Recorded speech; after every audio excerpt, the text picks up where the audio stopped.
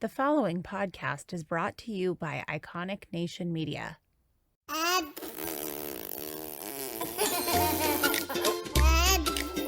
Hi, I am Tatiana, but you can call me Tata. I am so excited to provide you with helpful insights and create a safe, cozy space where you can ask me anything about parenting. Each week, we will spotlight specific parenting topics to help guide you to be the best parent you can be. We are here to support you, help overcome challenges, and have some laughs along the way. With that, let's dive into today's episode.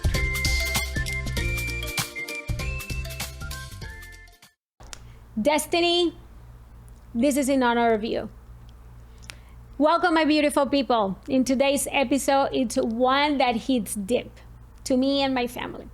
We're talking about parenting in all of its forms, the kind that comes from love, sacrifice, and the calling to protect those who didn't get to grow up with safety and consistency. My guest today is Tami Burnett. She has dedicated over 2 decades to fighting for vulnerable children and giving them not just a voice, but a future. She's a mom, an advocate, a believer, and the heart behind Raising Hope, a nonprofit that helps foster youth and also human trafficking kids to rise above their circumstances.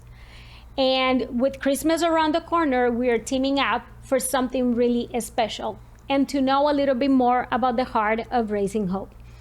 A Christmas ornament wish list for foster youth aging out of the system and human trafficking kids. Because this season, we're not just decorating trees, we are restoring hope to the list of these. Welcome, Tammy. Thank you so much. To the parenting experience. Thank you for having me. No, it's an honor.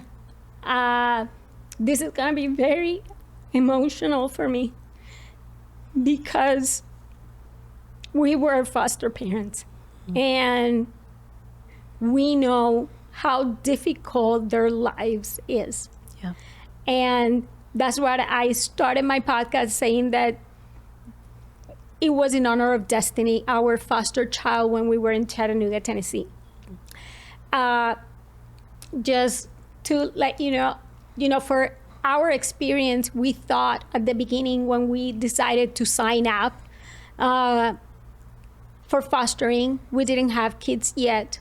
We thought that we were doing something for a child. But little did we knew, Mark and I, was that that child was changing our lives. Because their needs, it's not our needs. Mm-hmm. They only wish for one thing and one thing only, at least in Destiny's case, and that was a family. Mm. Yeah, absolutely. So my hats off to you for what you're doing for fostered youth and human trafficking kids. And I want the parenting experience because, like I said before, this is parenting in all of its forms. And what you are doing is so remarkable. And I have fallen in love since I came to live in California. I have fallen in love with Raising Hope. So I want people to really know a little bit more of who you are as a mother, lawyer, and foster children and human trafficking advocate, and how you, at the end of the year, do something that is called the Christmas ornament wish list. And I want to help Raising Hope create awareness and be part of everything you are doing, not because what you're doing, but because it is in our hearts. So, Tammy, what moved you to dedicate your life to protecting and rebuilding children's life? Yeah, well, first of all, I just want to say, Tata, that I think that foster parents are the ones doing the real work, because you're willing to take a child into your home that's not your own and love them as if they're your own, and then sometimes releasing them back. That's the hardest part. People don't always talk about that, but that's something that you've been through. It's a real grieving season, and it's so necessary that we take that risk to love a child that's not our own, so that they can then be prevented from having further pain. And you stepped in to do that. And so I'm just so happy to be here with you, because I know that you get it, and you know what our kids are going through. And so thank you for having me. Anytime. It's an honor to be here. It won't be the last one, that's for sure. Okay, thank you. So for me, I just grew up always feeling like vulnerable myself, and thinking about kids who didn't have parents to protect them, and kids that were feeling lonely and afraid. And I really always just had a passion for wanting to help make families whole and help children not feel so alone. You know, the Bible says that God sets the lonely in families, but not all of these children are in families that are able to protect them and take care of them. And so what happens then, right? What happens to these kids? Well, the answer is some not so great things happen when they don't have parents to protect them. And so I'm really passionate about stepping in and preventing that where we can, and helping to heal that where we can't stop it, but we can help put people in their lives that love them and are willing to invest in them to help them become stable, successful, loving adults. That's amazing. You're a mom, right, Tammy? I am a mom. I have 2 teenagers. Oh, wow. Yeah. And when did you start having this passion, and how can these be a positive or a negative influence into your children's life? Because me as a foster mother, I know it can affect. They come with a lot of challenges. They come with a lot of trauma, a lot of rejection, a lot of abuse, some of them, not all of them. Yeah. And how these have impacted your family as a mom, a wife, and your children, and how you have overcome that, so your children can see not how much they have blessed, but the incredible and remarkable job that you're doing. Well, first of all, this passion started when I was young, and I went to law school, but I didn't really know what I wanted to do in the area of law. I was enjoying learning about torts and property law. That was really fascinating, but I couldn't see myself doing that long term. And I almost dropped out of law school in my second year.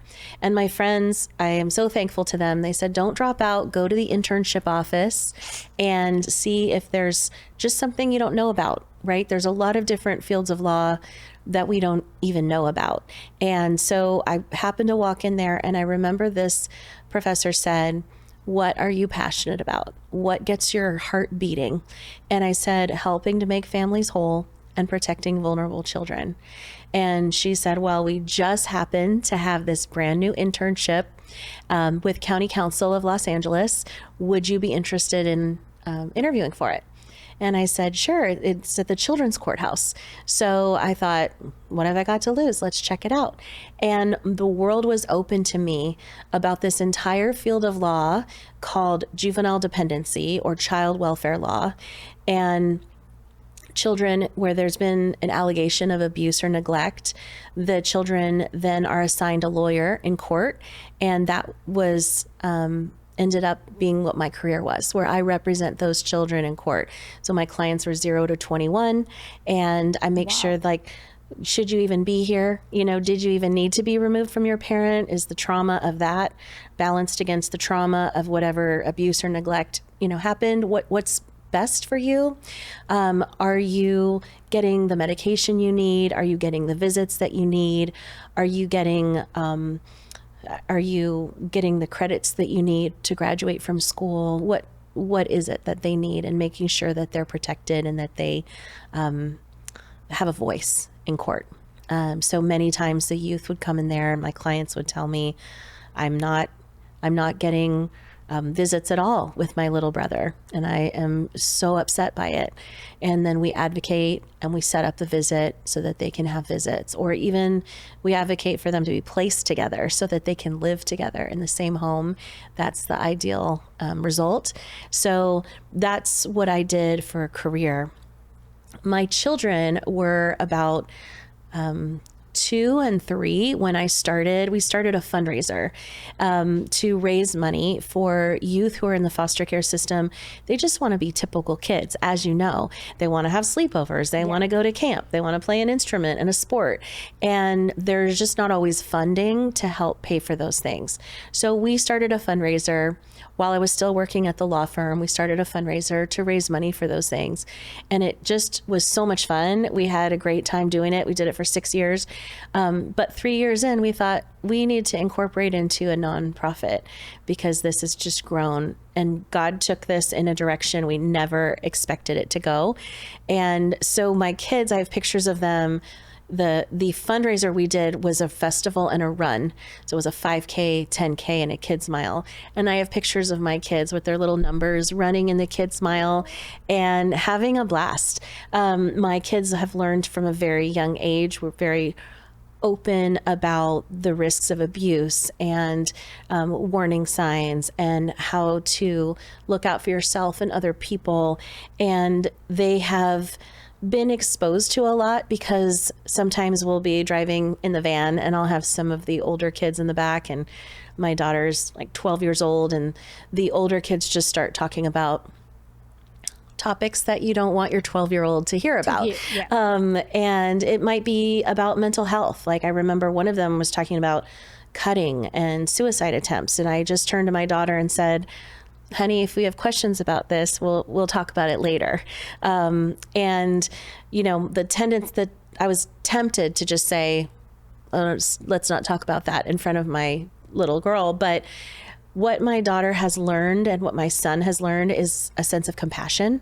They've understood that not all kids have the same opportunities, and my kids are blessed because they have 2 parents to advocate for them. Even if they're frustrated with us at times, they know that they have something that is not to be just taken for granted. And surprisingly, my kids' closest friends are all adopted and fostered. Wow. And I didn't plan that. That's beautiful. It's just the way the Lord has led them. And it's such a blessing to have them be part of this. My daughter's doing her Girl Scout Gold Award, and she's likely going to be serving youth in the foster care system on some level. And I can't wait to see what she does with that. So she has a heart for this as well. And my son is always pointing out the things that he's grateful for because he knows that not everyone has it. Exactly. That's incredible. Yeah. That's incredible, Tammy. And I cannot see what an incredible role model they have, because our experience because we didn't do it here, it's just very, very difficult dealing with so many layers of unsafetyness, and not because they wanted it, is because they didn't have functional parents that, like the blessing that your children have to have, the security of a good mom and a good dad. Foster children doesn't have that. So when we welcome a child, we're welcoming all those layers of insecurity. So to keep your children's protected and focus in what the real cause is all about, it's very remarkable. Very remarkable. Thank you. I think the number one thing that I want my children to learn from this is that it's okay to go near. Sometimes when we see someone struggling or hurting or different from us, we just want to, we don't know how to deal with it. And so we just want to back away slowly and let them deal with it. But I hope that my kids know that they can go near and help where there's an issue and love people who need love, and instead of just isolating back. And I think that is something they're learning, hopefully, and it's really neat to see. So I love that phrase, like how to go near. Never heard it that way, but it is very special because sometimes we are afraid of it. Yeah. Like when we had Destiny, basically I always thought I was in a process of IVF due to so many miscarriages, and that was always in the back of my mind, how we're gonna do this if we end up adopting her, and how we're gonna manage, a functional child being born in a functional marriage. Right. And it, like, you have given me a completely different perspective because we do want to do fostering here in LA. So knowing that, like, as an adult, we know that we can go near, but to teach that to a child is a completely different perspective. Like, don't be afraid, go near, but also teaching them how to be safe at the Right. same time. Right. So that's incredible. I love that. So how did Mother You shape you the way you advocate for others people's children? It's everything. I mean, basically, a loving mother doesn't just indulge their kids, right? They make decisions about what's good for them. It's not always what that child wants, but it's what you believe. And we make mistakes, of course, but you're always trying to think from the perspective of what is the best for this child, and not just for them in this moment, but for the rest of their lives, for as they become adults. And so I look at advocating for our older youth the same way. When we give something to youth, when we help them buy a car, for instance, we don't just give them the car. We want them to have saved money for the car. So we sit down and we do a budget with them. We see what they've saved. We ask them for those funds to put towards it so that they have some investment in that purchase and they're proud of that purchase. So even if their pocket is a little lighter, they have saved, worked hard, and been part of the purchase. They might put in a few hundred and we might put in several thousand, but they're still part of that purchase and we're partners in it. It's like a sense of responsibility that you guys are teaching them. Exactly. So, they feel that they own it, but they also have the blessing and the support from all of you. Yeah, exactly. We're not just giving it to them and saying, oh, you're welcome, drive off and don't care about it. We want them to be proud of their investment. And when we do other things for them, we want to teach them when they're looking for housing. We help them find housing after foster care.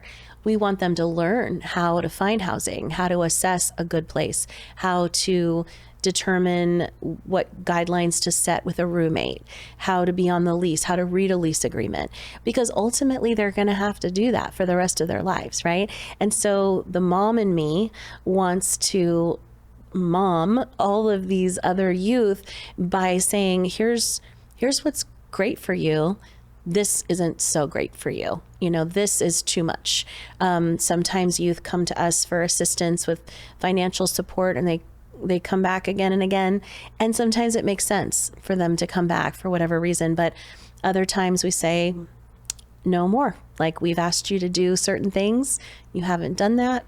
And so we're not going to be supporting you financially anymore. But we're here for you. We're here to give you wisdom, support, love. But until we see you doing these steps that we've asked you to do, you won't be getting any more financial support. And I just think that that's all the mom in me, because I don't want to just give them and then say, exactly, be on your way. Good luck. I want to see what's best for them and help them grow. Wow. Does Raising Hope has like a safe house for them, or where do they live when the parental rights are terminated? Or I know there's a lot of confidential information that it cannot be revealed, but at least give us a glimpse of, how or when they get to, how do you find out the kids and you go to court, the government gives them to you? Do you guys have a safe house that, where they go, where they're ending, like you said, they're finishing growing up to become an adult, and then from there you guys give them the blessing to go off to the world when you guys feel that it's safe for them? Yeah. So we have referrals that come through the social workers. All the youth that we work with are aging out of the system, which is a very broad season. So we say 13 to 28 years old, because the sooner we can get them to our program to help them prepare to age out, the better, because we can really help them cast a vision for their future. And when they have goals, they're much more likely to reach them, right? It seems like a no-brainer, but we don't always think about that. If you don't have a goal, you won't reach it. There's like 100% chance you're probably not going to reach it.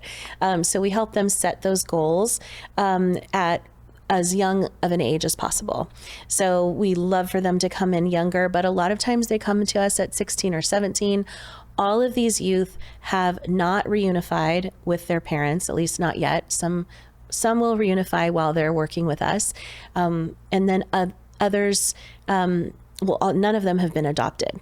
So, or they were adopted and then it didn't work out. And so they're back in the system. Wow. So yeah, which does happen. And that's like one of my least favorite scenarios, but they're, all of them are aging out of the foster care system, which means they're essentially being raised by an institution.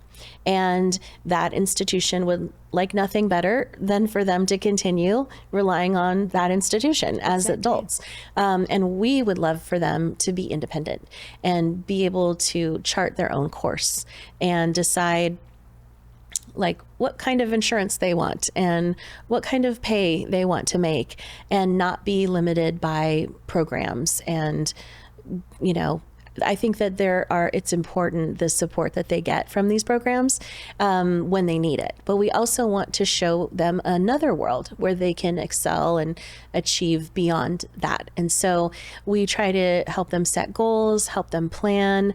Our youth, when they turn in California, they can stay in the system. So they age out at 18 if they want, or they can stay in the system until they're 21.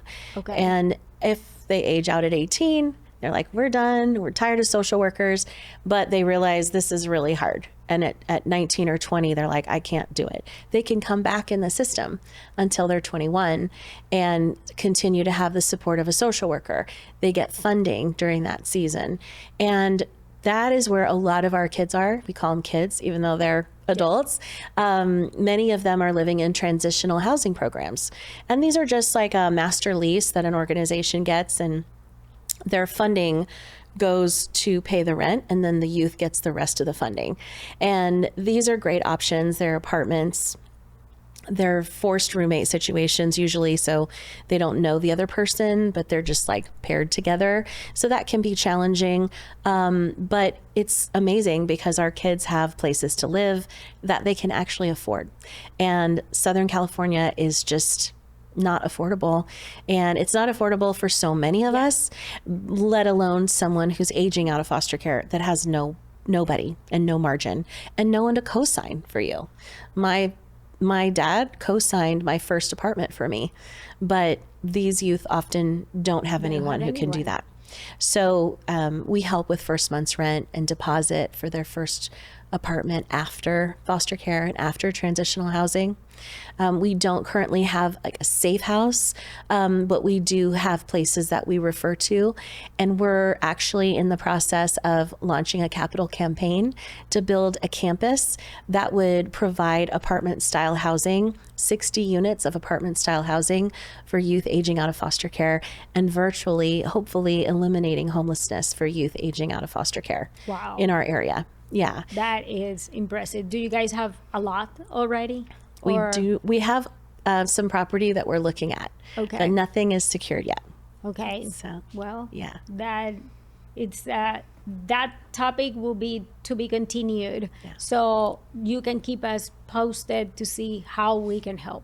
Thank you. And, fundraising, whatever, it is incredible, honestly, what you are doing, because it's not easy to Thank give you. them hope where they have lost hope. Right. So Yeah, we get a lot of that when we're texting with the youth and we help. They're often surprised that we would step in and do that for them. They're not used to people going out of their way to help them, and they are so grateful much of the time. And we've heard them say that over and over. Like, I was just feeling hopeless and alone, and now I feel like it might actually be possible for me to get this done, whatever it is. I feel more hopeful. And we've had a few kids say, I know now why your name is Raising Hope, because you raised my hope, which is so sweet. that's impressive. That's impressive, Tammy. I'm gonna ask you a question. What do you think, Tammy, you wish more parents understood about the foster system and the children's in it? Because I know the need is there. I personally know. No one tells me. I know that the need is there. And in the 2 states that we have licensed, we have seen it all, Yeah. Mark and I. So what would you love for parents to understood more about the foster care system? I mean, I think being very realistic about it is the first start. You know, sometimes when we try to recruit people to foster, we paint it as this beautiful story, and there is beauty in it. But it's beauty Yes, it from is. ashes, Yeah, right? totally. Something, this is how I feel about adoption and foster care, right? Something that was supposed to be isn't there. And so it is beautiful that this next situation of fostering and adopting can come in and make something very beautiful from that brokenness. But we can't forget that there was brokenness to begin with, right? And so that's the first thing. And then also just that we've often interviewed our kids and asked them what they're looking for in a family, in a home. And it varies, you know, sometimes they want a family and a unicorn, you know, depending on their age, right? But at the end, when we ask, what do you want these prospective foster parents to know? By and large, most of the kids say, don't give up on us. Don't give up on us. And I think we often do, because it gets hard. And so Very hard. I know you know that. Yes. And it gets to be like an impossible point, right? But if that was a child that you birthed, you would never give up on them, right? It'd be hard to. You wouldn't know what to do with them, right? So you have to stick it out. And so these kids are no different. They're going to push the limits because they've been hurt. And sometimes I think we think as healthy, stable adults that kids should feel so great coming into our home. Oh, they're finally in a safe place. What a relief for them, right? But what we don't always realize is that when you come from trauma and abuse, sometimes those safe places that we call safe feel very unsafe to a child or to a teenager. And it's like putting a square peg in a round hole, and it takes a while for them to Until just they get breathe. adjusted and realize that the people that I have in front of me, we can trust. Right. Yeah. I couldn't agree more with you. Yeah. Because of so many layers of abuse, trauma, everything, physically, psychologically, emotionally. By the people that were supposed to love you. Exactly. The older I get, the more I realize that I realize how important and influential parents are, and how if I don't know how you learn to love when it's not modeled for you in your home. You know, one of my girls has been in the system, you know, on and off her whole life. She's been abandoned. She has been raped multiple times over the years, starting at the age of 4, and then at 13, and then at 16, and aged out, and has become this incredible, hardworking, human, loving mom herself. And I think to myself, when she comes to me and she's having a hard time with trust, I think, of course you are. you have never seen this modeled. You have never been able to trust anyone else in your entire life. And she, through our interactions, has accepted Christ and chosen to follow him, but she consistently feels like she's not meeting the standard. Like she doesn't feel secure in her faith. And I think, of course you don't.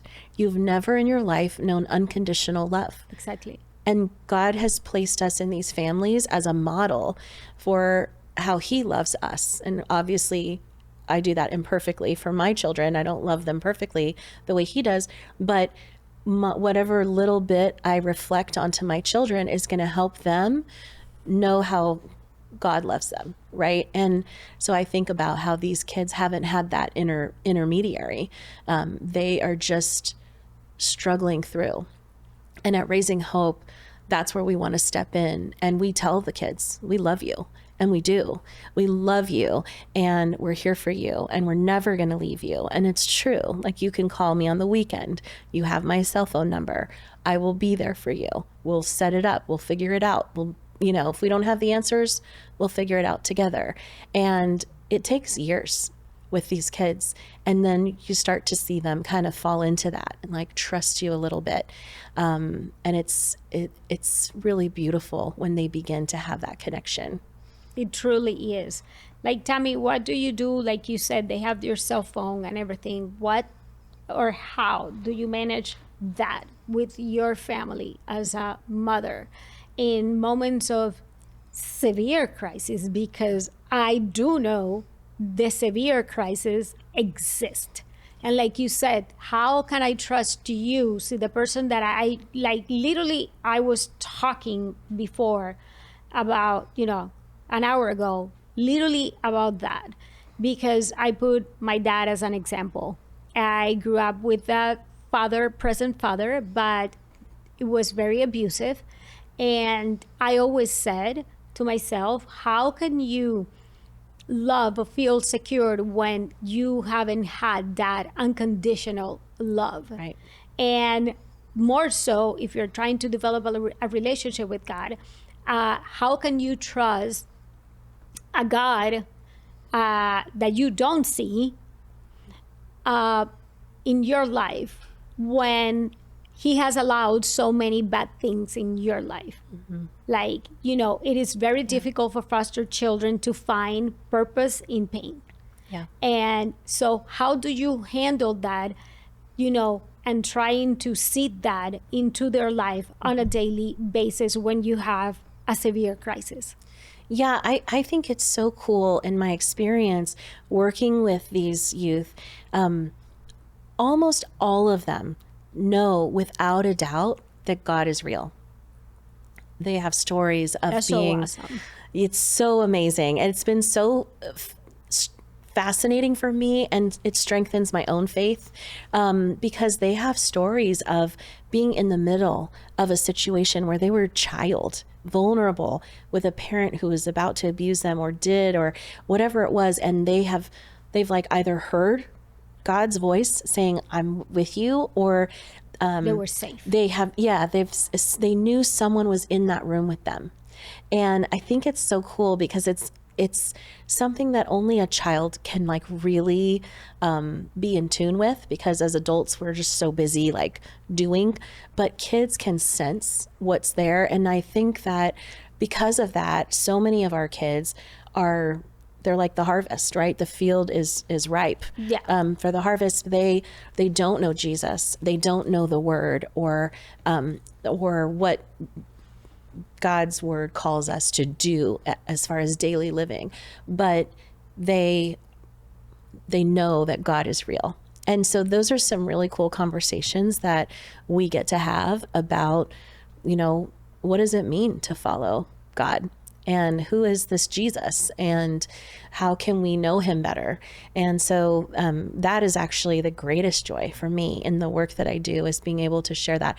We're not a faith-based organization, but as a person of faith, I get to share that when we're on our own, and they'll often ask me, and I get to share. And I don't prompt the conversation, but they will see something in me and then ask a question and we get to talk about it. And it's been such a blessing. We have kids ask for Bibles and we get to like write little inscriptions in there and send them off with their That Bibles. is amazing. How, Tami, how do you have foster children's working at Raising Hope? So we've had some interns Okay. come in and work, and then sometimes they just want to come in and help. So we're like, yeah, come in on Monday. We'll be there. We don't have any on staff right now. We've had one of our youth was on our board of directors for a while, and we have an advisory board.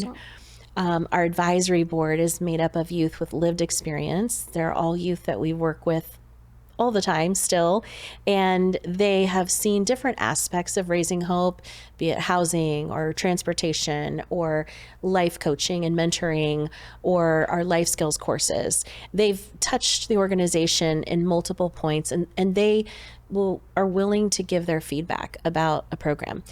At Raising Hope, we never want to think, oh, this would be good for kids, let's do this. We want to say, this is an idea, let's ask them if it would be helpful to them. We want to meet a need that exists, not a need that doesn't exist, which again seems basic, but it is important that we always meet a very real need because they have them. And so why would we want to meet this need over here that's not actually something that they want or need the most? Right. So this lived advisory experience, they come and they say to us, we think this would work. This program will work. This doesn't. We like how you did that. We don't like how you did that. Let's tweak it next time. And so we get to hear their voices in the things that we're doing. And so that is how they really influence the organization. And we just found out about a great program through one of our community colleges where they can come and work for us. So now we're trying to recruit all our kids to come and work for us as our interns. What an incredible influence that all, everyone at Raising Hope is doing for all the kids. You literally guys are changing their lives. It feels dramatic sometimes to say that, but I do agree with you. I think that the work of our team at Raising Hope does change and impact lives in ways that we even sometimes don't know. Our team is so incredible. Everyone has such a heart for youth, and they get kids. It's not everybody is comfortable working with teenagers and young adults because they're kind of a scary population. Oof, they are tough. I have one. So, they can be feisty, and it can be scary. And if in high school, you had a bad experience, you might be nervous to go back into that phase. But our team is just so loving. Like, they've been called mom before, they've been called auntie before. They are, they go out of their way. At nonprofits, people get paid little and they do a lot. And it's no different at Raising Hope. They give of their time more than they could ever be paid.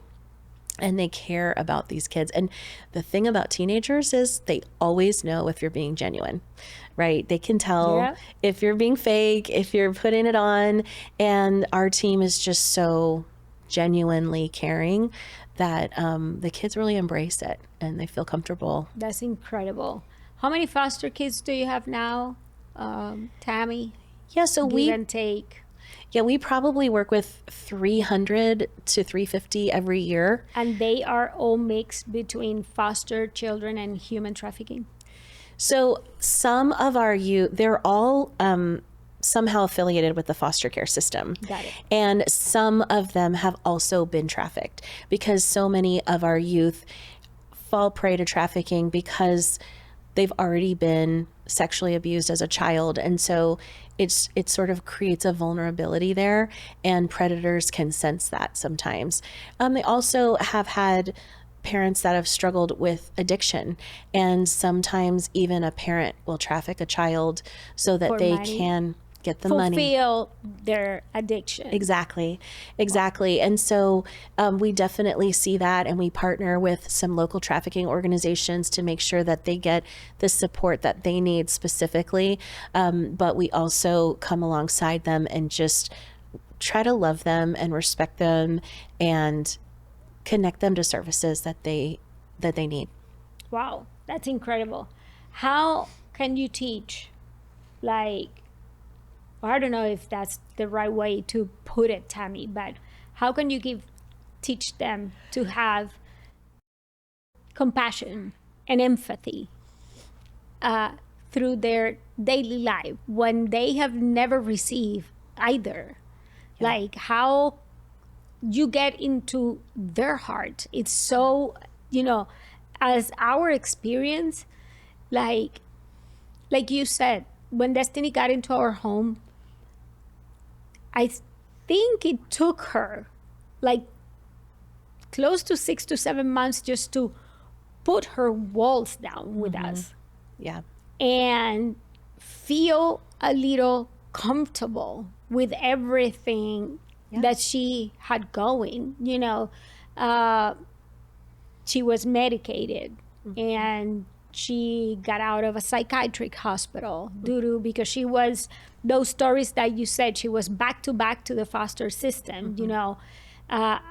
Parental rights terminated, adoptive parents abused her as well, so she was back to back. So her compassion to others was 0 to none. Her empathy to others was 0 to none. She didn't believe in adoption. She didn't believe in adults. She it said, everyone has betrayed me. So how do you see that into these children's life when they're so freaking broken? Yeah. It's so painful. And, just in case your viewers don't know about the foster care system, children come into foster care through no fault of their own. A lot of times people in the communities think that maybe they are like juvenile delinquents. They, quote unquote, they've committed a crime or something. But these are just children who've been abused or neglected by a parent or guardian. And so when they come into the system, that's all they know. Whatever life routines they had, whether it was abuse, raising of voices, watching inappropriate television, whatever it might have been, just the culture of their home is all that they know. It's all that we know growing up too. And then as you get older, you start to see friends, families, and maybe you're like, I don't like that, I do like that, and you start to create a dream about the family that you want to create, right? Our kids are coming from a home that we know is dangerous and risky, but they don't know that. And so when you're thinking from the mind of a child, they are now being ripped from a home that they thought was okay many times. Not always, but many times. And even if they know that there are unsafe things happening in the home, they still love their family, right? They want to be with them more than anything. And so we're taking these kids and putting them in a home with a new family. And the new family is like bright-eyed and bushy-tailed and ready, and they've been training for this. Yeah. And they're so happy to give a home to a child in need. And then sometimes they wonder, why isn't this child happier to be in our home, right? We took them from this awful place, put them in this beautiful home, and they're miserable. But thinking about the child, of course they're miserable. They've been taken from their family home. It's all that they know. And I've heard stories from kids about how, they've been in 13, 15 different foster homes over the years, and each one has a different set of rules, right? My co-founder, Dawn, she shares this story because she raised her niece. And her niece was meeting with the judge, and the judge said, do you have any concerns living with your aunt and uncle? Is everything okay there? And he was asking about safety, right? Yeah. And she's like, she's 7 or 8 years old, and she says, they make me eat my vegetables. And I don't like that. And, for her, that was a really big deal that she had to eat vegetables at aunt and uncle's house. She didn't have to do that when she lived with her mom. And so even though obviously we know vegetables are good for kids and they should eat vegetables, for her that felt bad. And so on a deeper scale, all these kids have to go to a new home, adjust to other kids in the home sometimes. Some are nice, some are not. Maybe there's a dog in the home and they are afraid of dogs. Lots of different dynamics that we don't always think about with a little child coming into a new home. And so they begin to act out sometimes because they're afraid or they have their walls up. And so all that to say, I think it's so understandable that their walls are up and that they feel a sense of like, it's almost like a little sense of like entitlement of their pain, right? They're entitled to some pain because of all that's happened to them. And I think we would all agree with that. Yes, 100%. But the greatest thing that we can do is to get our kids out and serving other people, because then they begin to see that life is a challenge for other people as well. We also put them in community with each other, which is great because then they share stories. Like we had a couple of girls one time in a car sharing. One of them said, "Oh yeah, my mom abandoned me," right? And the other girl said, "Oh, you too? My mom left me at a gas station." And the girl was like, "Wow, like literally?" Because her mom had not literally left her at a gas station, but she felt abandoned by her mom. And so having those interactions where she's like, "Wow, you really had that difficult situation where she just like dropped you at a gas station." They begin to go, other people have hard stories too. And they begin to have compassion for people who are in need. So one of the things we really want to do when we have our campus is we really want to partner with other organizations like people with developmental delays and things like that, so we can show our kids we're giving back because everyone has a different thing going on, a different need. And you do, and it's valid, but so do they. So how can we serve them and they can serve you? And we're connecting that way as humans. Got it. Raising Hope doesn't place children in families' home, right? You guys don't do that service. We don't do that. We do have older youth sometimes, and we'll put them in a host home. So if there's a person in the community who has a guest house or a room to rent, we will, and they will sometimes come up to us and say, "We'd love to fill that home with a youth who's aging out of foster care," and charge them maybe lower rent or no rent or something like that. So we will connect the two, but we're not an agency that places children in homes. Do you guys, when you have those opportunities that a family wants to bless a foster child, do you guys make sure that the foster child is like prepared to go to a stranger house? Like, you know, like, do you screen your child before he goes, basically? Like, you know what I mean? Like, you make sure not that they have bad habits, because like you said, the trauma, the pain, it's always there, but he's functional enough to go to a stranger house and have that community. Yeah, we definitely will only place kids that we know would do well with a host home. And there's definitely a dynamic. So we've learned over the years how to tweak it. At first, we just kind of matched, and then we're like, that may not be the best. We have to really talk to them and have those conversations about what are the expectations. When you bring in an older child into your home, I mean, not a child, but a young adult, they have an expectation of maybe being an adult in that home. And then maybe the host home feels like, I'm bringing a child into my home that needs something, and so I really want to be in their lives. And so it's this tough dynamic, just like it is with our adult children, right? I have a son who's almost 17, and I'm trying to navigate, like, what do I step in and when do I pull back and give him responsibility? So we do that. We do have those conversations. Got it. Do you have right now any foster kids up for adoption, or they don't qualify to be adopted anymore? So some of our kids certainly could be adopted, and they can be adopted through the system up until the age of 18. So any of those younger kids that are not going to reunify with their parents. Some of the youth we work with are still in the reunification phase, and we would like nothing more than for them to reunify. Yeah. But some, they don't usually terminate parental rights in California until they have another family available, because California just doesn't love to make legal orphans. So the kids are set up. It doesn't. Okay. Yeah. Once in a while, when they have a family in place, they'll terminate parental rights. And then if it falls through, you have a child that's what's called a freed minor. They're free and available for adoption. But that doesn't mean that they will be, right? The older they get, the more challenging it is. It will be. Yeah. And we have our kids sometimes are so cute. They'll say like, will you adopt me? Or, oh, I wish that person would adopt me. And so it's a good reminder for me that even though this child is 17, or 22, they still long to be with a family. Like you said at the beginning, it's a longing in their heart to be part of a family.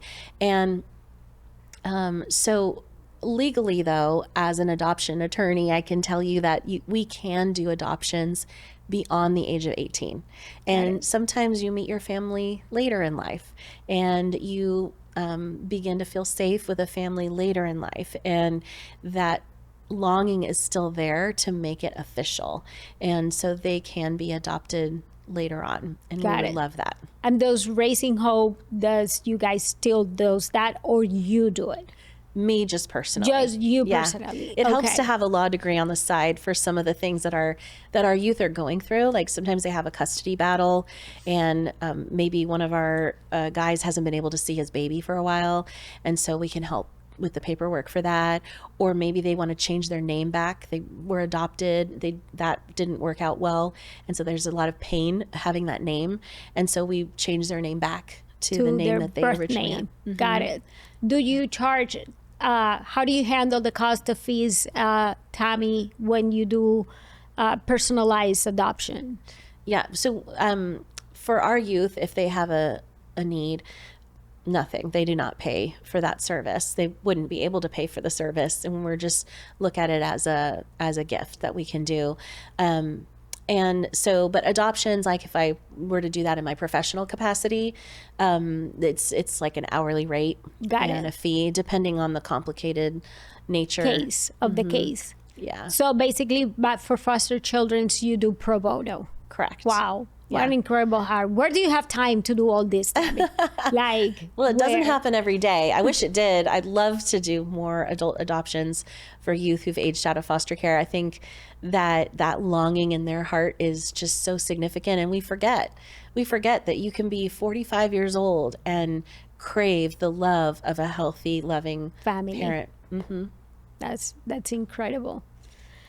Oof, Tammy, it is a topic that it will never end, basically. Yeah. Does Raising Hope works with agencies, or how does these children get to land in Raising Hope? Or you do it through the government? I know you mentioned you guys have a social worker, but my knowledge is like when we started, we basically look for fostering agencies. That's how you guys are linked to these children, or how, or it works in a very different way. It does work in a bit of a different way. Every county in California is different, right? In other states, the state runs their child welfare system. In California, it's done by county. And so we kind of straddle LA County and Ventura County. And so those two are very different. The needs are different. The processes are different. But by and large, most of our initial referrals come from social workers at the county. They know what we do, and they've had great experiences in the past with other youth that they're working with, and so they'll make a referral. Once those youth are in, like for our life skills class, for instance, it's a great entry point at Raising Hope. They come in and they do independent living skills classes, and we have 2 programs for that, and both are geared towards helping youth gain those basic skills that they haven't learned, that we would have learned maybe in a family. Not all of them. Sometimes I think I want my son to come to this because I'm not teaching him this at home. But we do basic life skills classes, and that is a great entry point because they begin to repeatedly come to our offices. They see the same people, and so there's trust built. They have fun at the classes. They feel like they're learning something. And so after that, we're able to say the importance of connecting with a mentor. Our mentorship program is our core relational program, because we believe that our youth in the United States, if they're in foster care, sometimes they get a lot of freebies, they get people that want to give, donate, but they ultimately need people, right? Relationship. And one stable, caring adult can change the life of a young person. I totally agree with you. How important it's a mentor in foster children's. Yeah. Like for them to feel not only love, but have a lot of, hope and be able to be functional and believe that being a foster kid, yes, it's there's a tragedy in it, but that tragedy doesn't define your life and you can move forward past that and also have a very functional family, eventually later on in life. Right. So absolutely. And so, once they're connected with a mentor, it kind of trickles from there, because then they get a little bit older and now they're ready for a car and now they're ready for this. So they get like self-referred to the different programs. But we get referrals from the social workers, from the counties, from the Office of Education, from court-appointed special advocates, the CASA program. We get referrals from youth themselves. They just will say, I heard about this, or they'll refer their friends and their siblings and say, Raising Hope helped me, so you should give them a call. got it. And anyone who wants to make a referral can make a referral. Got it. And these mentorship programs are done at Raising Hope, at the facilities of Raising Hope. Well, yes, initially. So we train our mentors and we talk to them about trauma and about working with teens and different things that could come up that are challenging working with our youth, and also the benefits of working with our youth. And then they go off and they're matched very intentionally, very carefully. Every match is prayed over, and they're matched with one stable, caring adult. And then they begin to meet on their own. They're supposed to meet twice a month. The one time a month minimum has to be one-on-one. So they're building that connection and that relationship. And then the second time or more they can bring them over for dinner with their family. They can take them to book club. They can take them to church if the youth wants to go. They can have that relationship. And the goal is to see as many healthy, caring, kind individual examples as they can through that relationship. Anyone can be a mentor? Or, okay, how's that screening process? Do you guys do background check? And We do an interview. We do a live scan. So that's like the background check. It checks the Department of Justice and the Child Abuse Index. So we do both of those. And there's an application process. And then and then if they pass that, then they're able to be matched. okay, if there's any requirements to be a mentor.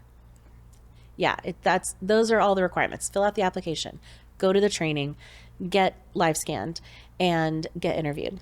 Okay. And then if you pass all of those things, then we begin to match you. Okay. Yeah. And it doesn't have to be like a person like requirements. When I said requirements, it's like have to be professional.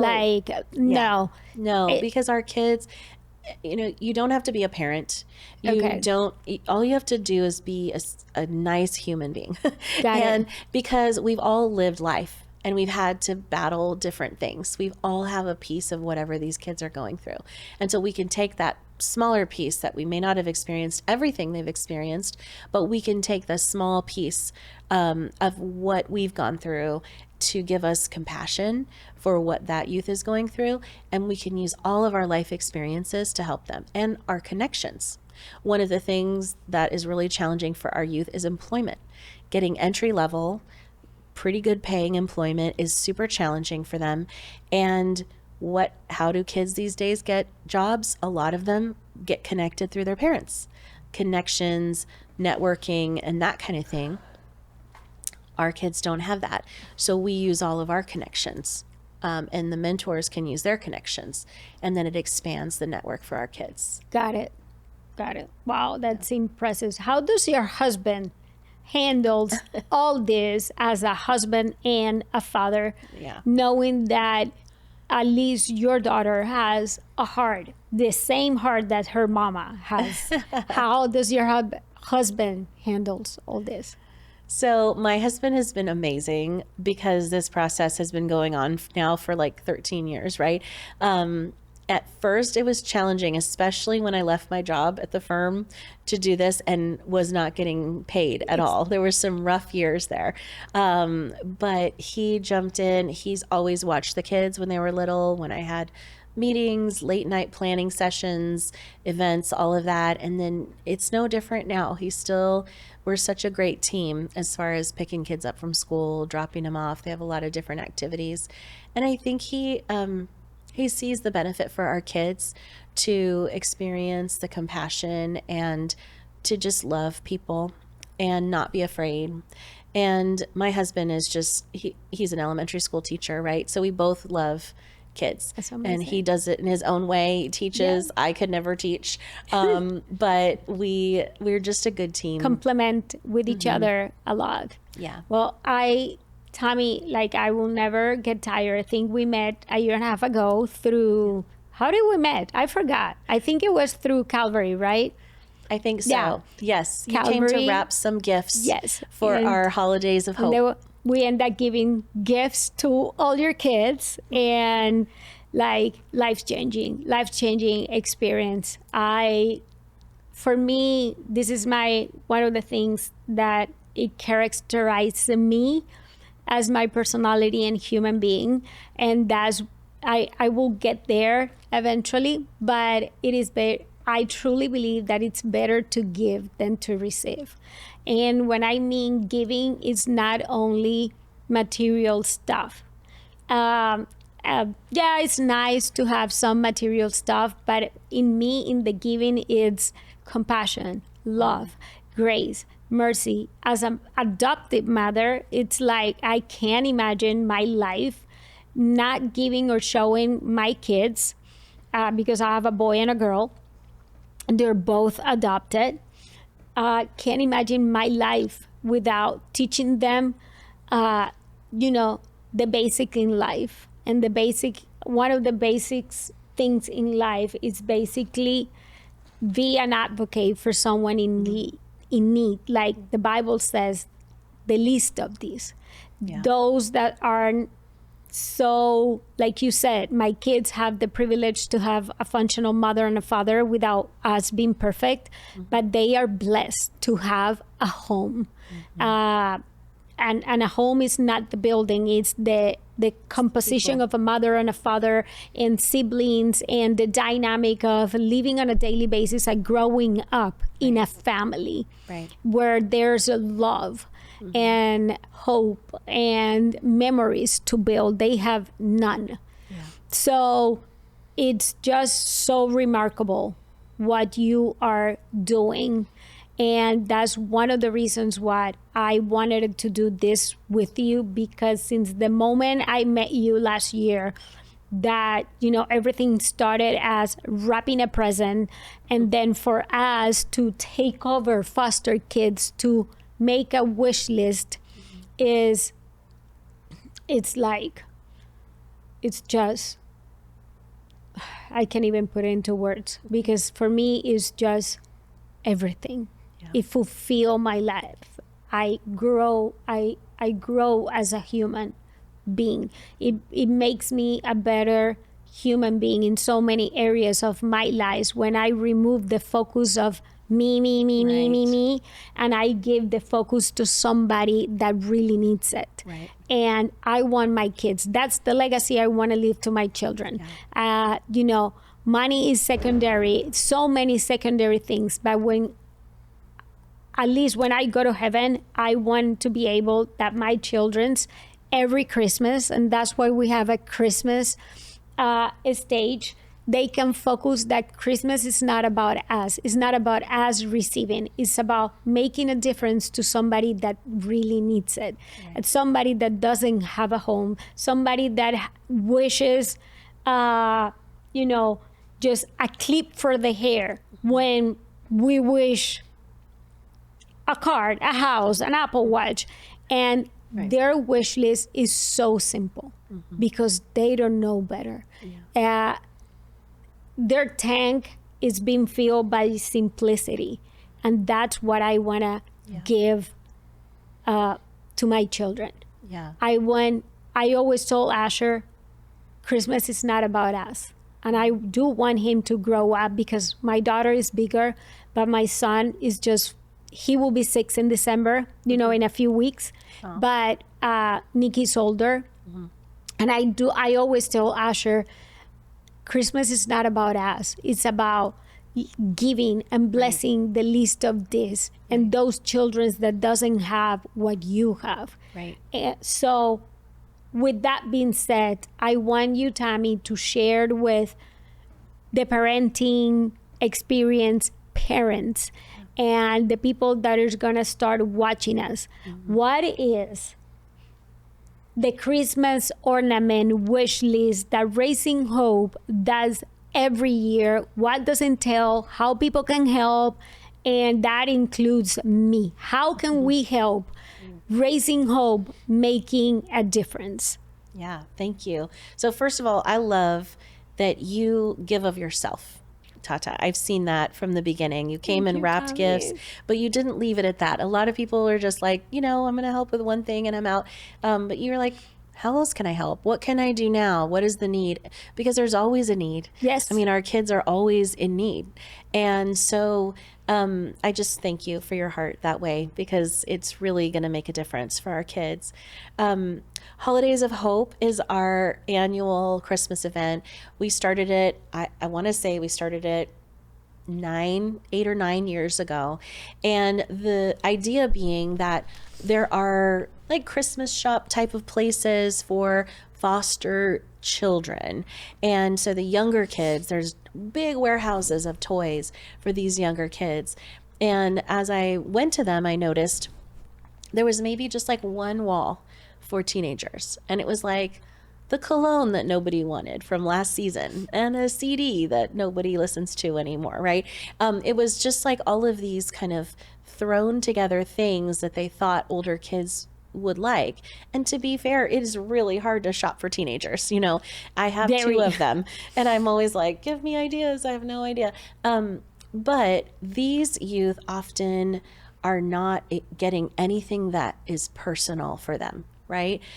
My kids will say, Mom, this is on my Christmas list. Mom, I really want that. Or I'm watching them throughout the year and I see my daughter linger on this sweater or my son linger on this game. And I write it down, right? Because I see them and I know them. But our youth in foster care don't have anybody seeing them and knowing them. And so the gifts that they get, they're not personalized, right?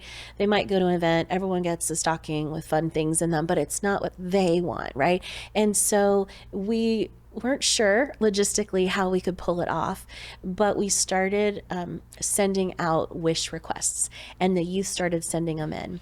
And the first year we did it, kids would put on their groceries, gas money, a chiropractic visit. I remember we got that one and I'm like, send it back. Tell them, no, we're going to get you the chiropractic visit. We're going to get you the groceries, but you need to put something fun on this wish.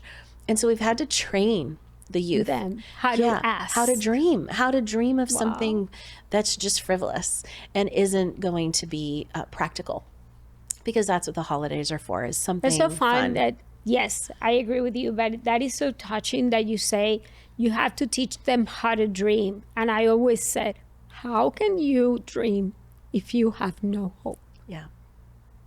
So it's like, and how can you dream if you've only been trying to survive the next day?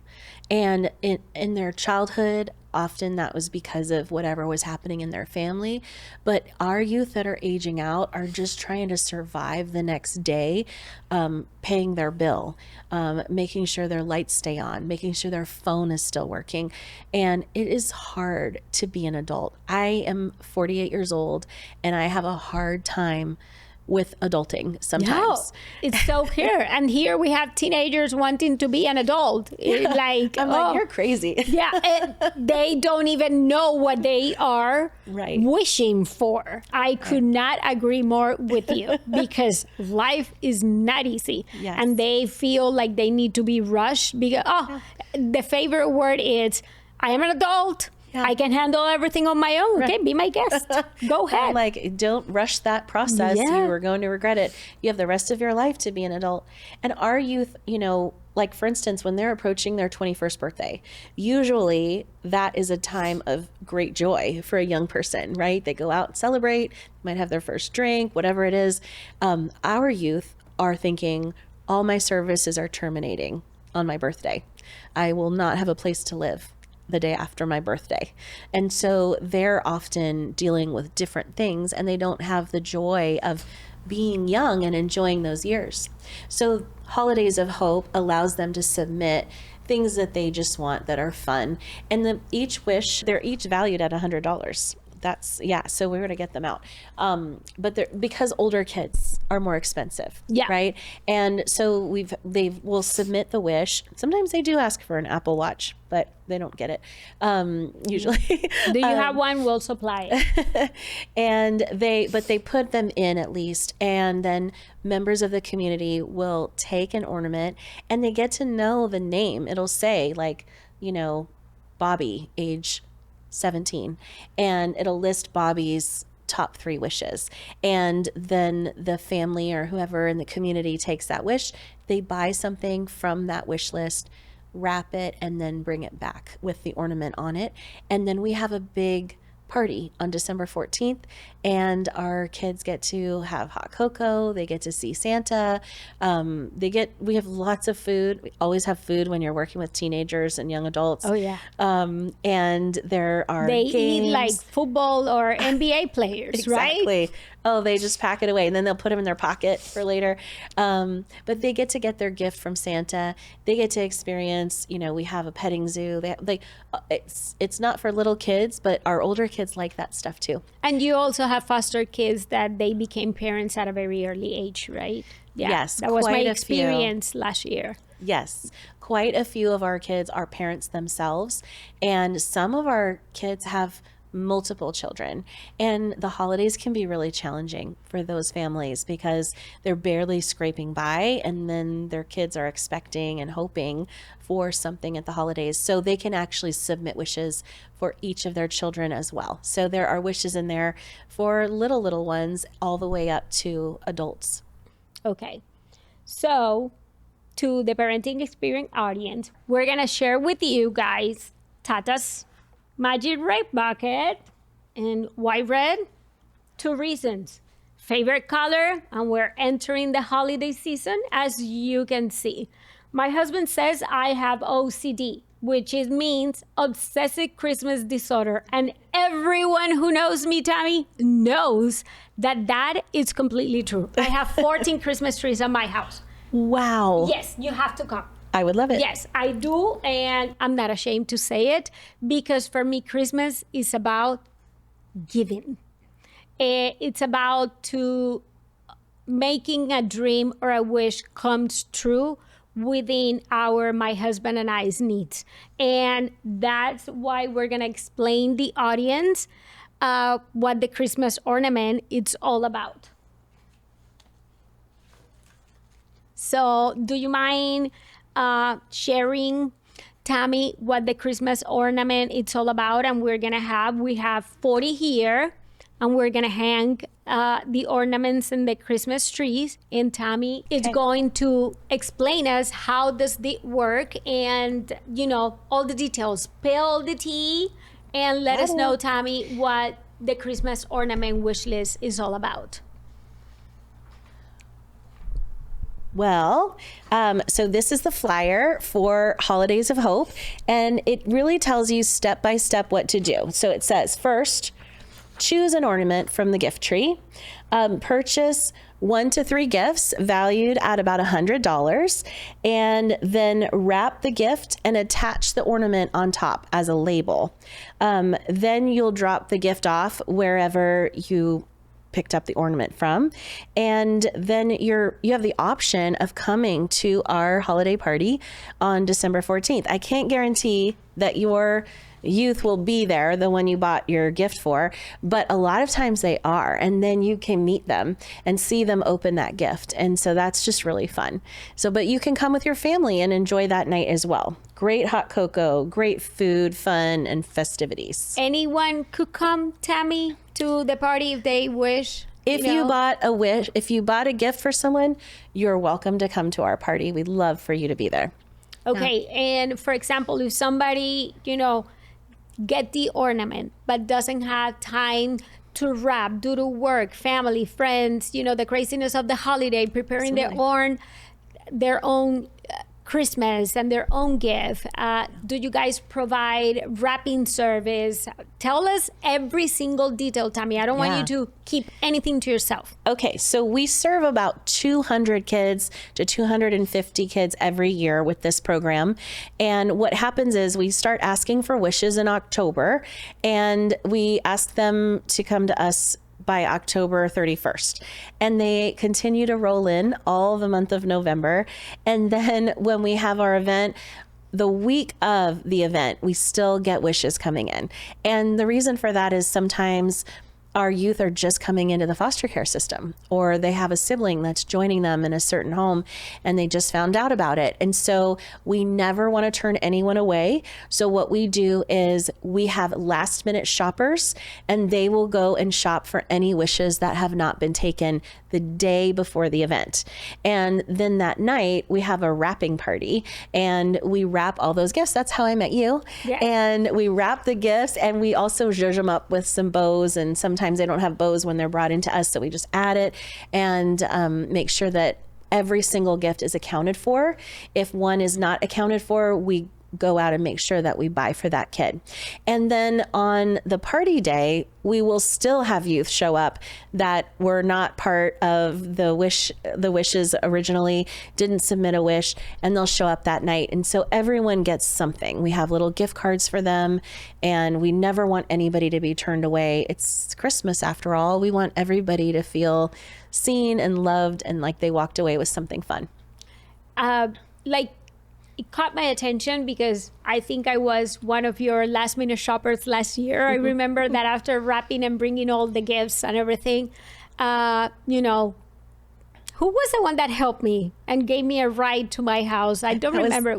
That was Laura. She's our office manager. Yes, yeah. Laura. And I remember Laura calling me, I think it was a Saturday at 9:30. Tata, we have like 10 more kids. What are we going to do? I said, do not worry. I'm on my way to Target with my husband and we'll do it. And the reason I'm sharing this is not to either brag or take the glory out of it. It is just like, how can we do if we have last minute children's or gift? Like, do you prefer gift cards for last minute shoppers? Or, because if we all, like you said, you're always are going to have last minute kids, and it is very difficult. Laura was able to give me the ages. I remember that. And we drove to her house and everything. We brought everything to her house that night. But what if we don't know the sex, the age, what size of clothing they are, shoes they are? Yeah. How do you manage that? Would you like cash, gift cards? How? Yeah.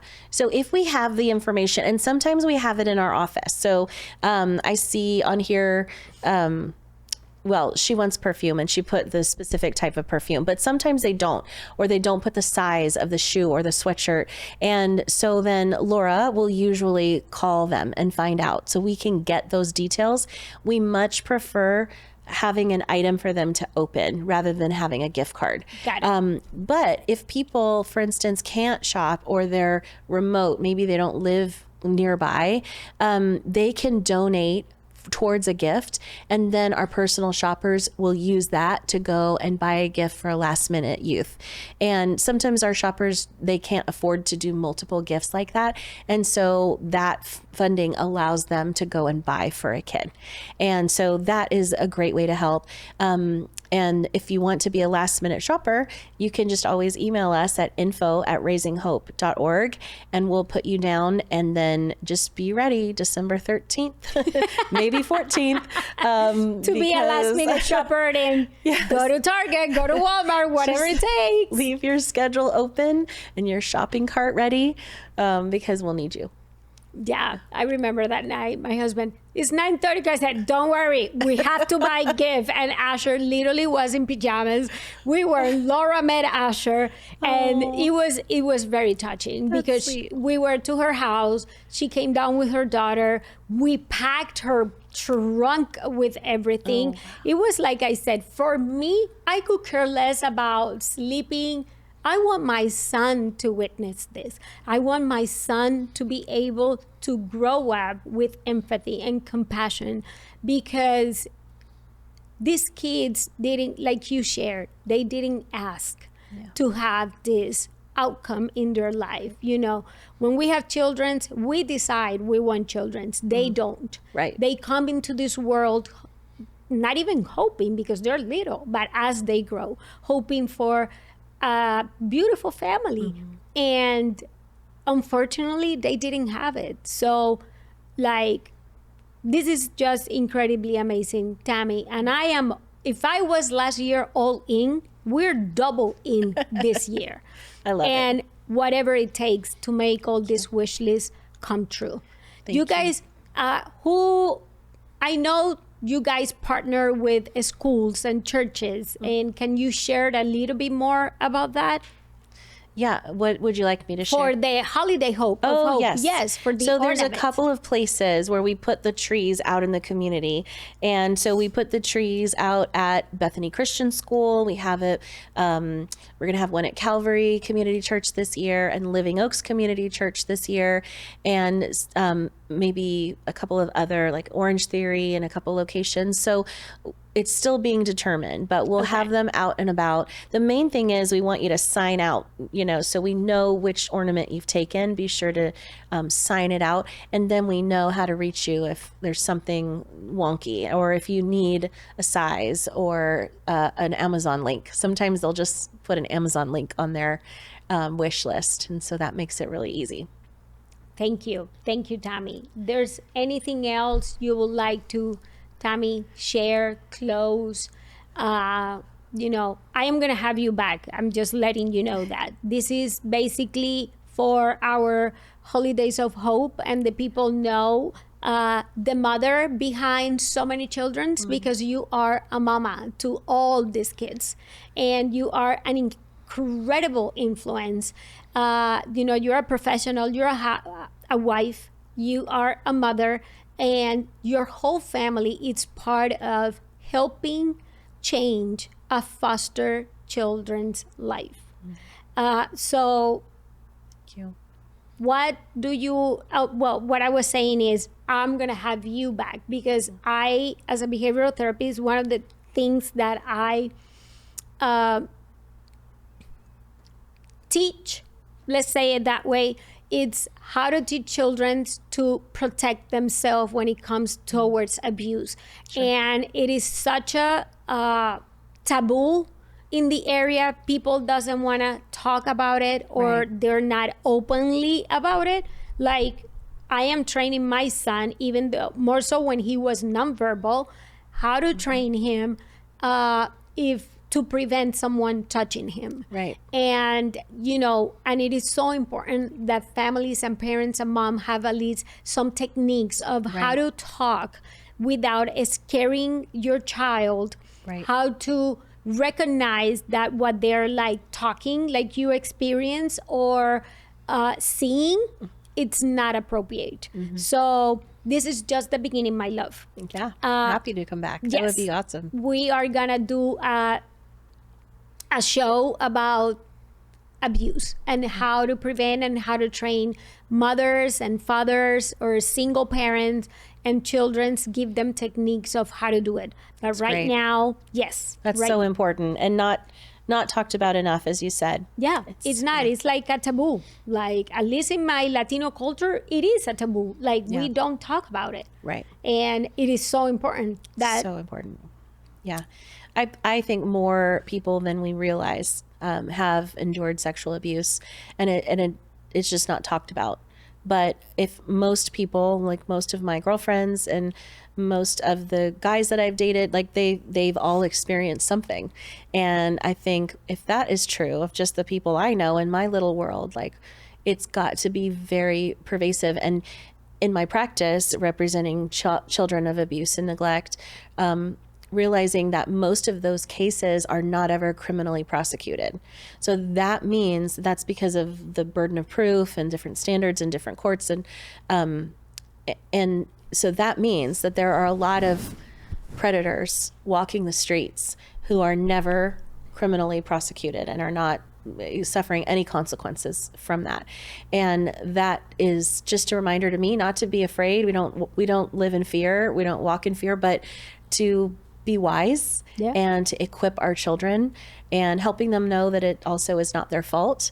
They can't always prevent things from happening, but that we'll always believe them and we love them, and that, this is some warning signs. I think it's great. I agree. And the only way to make a difference is creating awareness of a topic that not everyone wants to talk about it because shame or I don't know what, but literally it's not, a lot of people doesn't talk about it. And I think it's very, very, very important. If we want to change the next generation, we got to give them tools so they can know how to recognize what's right from wrong. I love and it. the only way is creating awareness and making a difference. So I am so thankful to have you here, Tami. Thank you. I'm very thankful.